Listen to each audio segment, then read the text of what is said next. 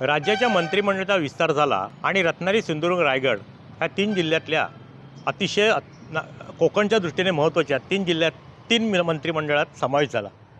त्यावेळी रत्नागिरी जिल्ह्याचा विचार केला तर उदय सामंत यांच्याकडे उद्योग खातं आलं. सिंधुदुर्ग विचार केला तर नितेश राणेंकडे मत्स्य आणि बंदर हे महत्त्वाचं खातं आलं. तर रायगडचा विचार केला तर भरत गोगावलेंकडे फलोत्पादन हे खातं आलं. ह्या तिन्ही खात्यांचा विचार केला तर कोकणच्या दृष्टीने ही गोष्ट अतिशय महत्त्वाची मानली जाते.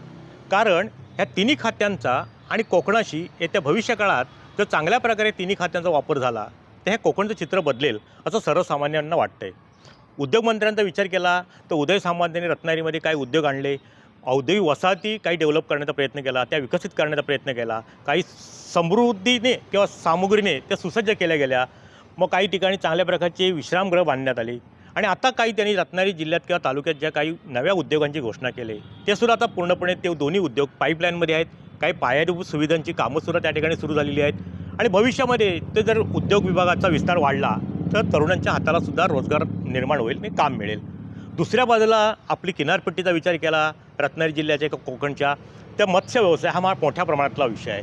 उदाहरणार्थ मिरखाडा बंदराचा विचार केला तर करोड रुपयाचं परकीय चलन देणारे बंदर आहे.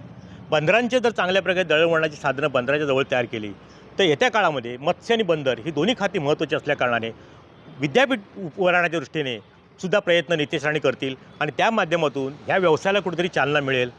बंदराचा विचार केला तर बंदरातून वाहतुकीच्या दृष्टीने अतिशय जलद गतीने आणि स्वस्त असं हे बंदरातली वाहतूक असते. त्या दृष्टीने विचार केला तर तेही फायदेशीर पडेल. तेही मिनिस्ट्री किंवा तेही खातं अत्यंत महत्त्वाचं आहे.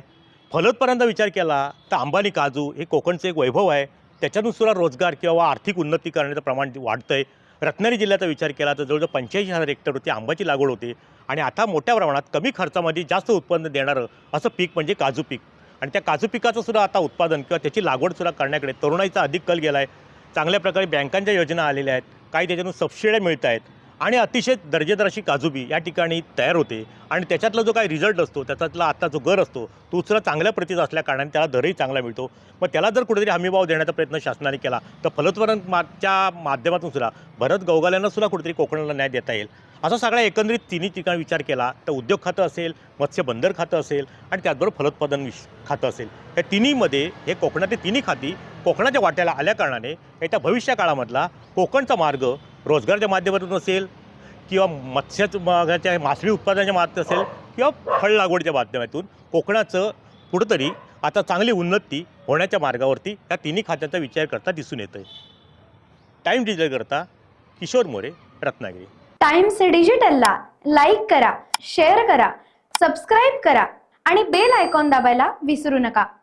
Times digital.